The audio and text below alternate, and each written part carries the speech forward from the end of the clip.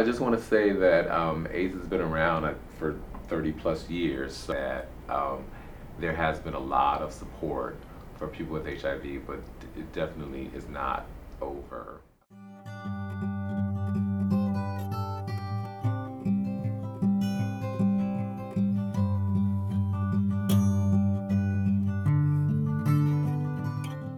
So my experience of living with it has been kind of a shock in the beginning, because at the time all I knew about HIV was that people progressed to AIDS and then they eventually died.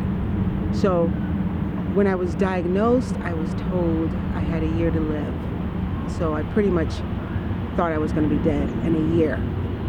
So I didn't know what to think about it. Still, pretty much, men were getting it, gay men were getting it, and me, myself being a lesbian, I didn't believe the doctor when he told me I was positive. I was like, you need to test me again because you made a mistake. I didn't know that I had HIV until the early 90s. So I experienced a lot of the effects of HIV, but I didn't know that I had HIV until 5 or 6 years later. But it was difficult because most of my feelings were masked because I was also heavily using drugs at the time. My experience with AIDS and HIV started about 25 years ago, and I was helping a man with AIDS who was housebound. Because with HIV, I believe that it's not just the illness, it's also where I live, how much money I have, can I eat, can I provide for my family, can I take a trip, can I even go to the beach. Some people a long time ago were afraid to go to a swimming pool.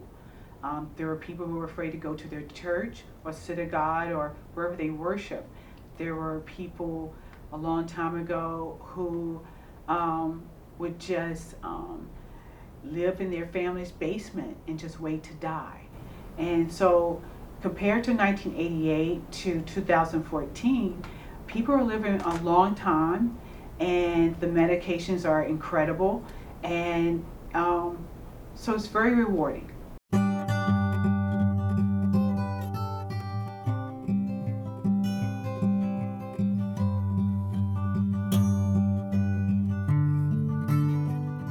So this is a memorial book that I actually started in 1980, and at that time people were dying, but we didn't know what of, So some of these early entries are friends of mine that just passed away suddenly, and they hadn't really identified AIDS at that time or ARC or whatever. They just died very suddenly, and we didn't know why.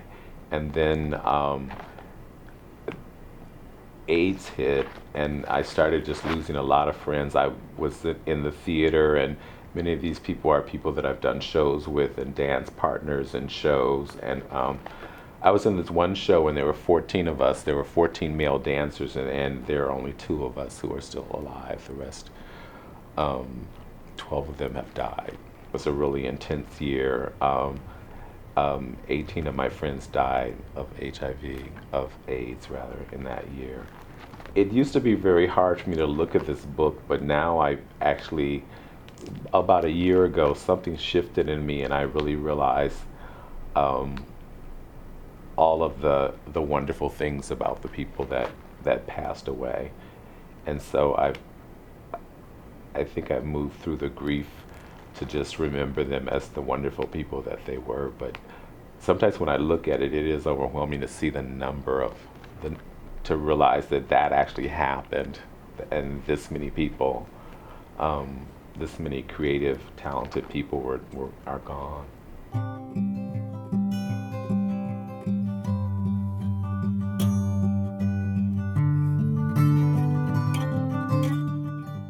Even though it is a manageable disease now, that's still, protection is one of the biggest things that you should follow. And people were dying a lot, a lot of people dying. But I have to say, I did feel pretty safe being a lesbian. I'm like, I'm not gonna catch that. I don't shoot up needles. I don't have sex with men. There's no way I can get it. But things happen, and so never say never. You know, and I tell everybody that, never say never. Just just take care of yourself and be careful, you know, and just have some consciousness around what you're doing and protect yourself and protect the other person also, if you can. Yeah. And to get tested. It's a very basic blood test, sometimes a swab, and know your status and your partner's status. And I don't really believe that anyone has to die of HIV anymore. I think the treatments are there, and it's really having access to all the resources and people dedicating themselves to maintaining their health. And I really believe that a cure is in sight. I really believe that.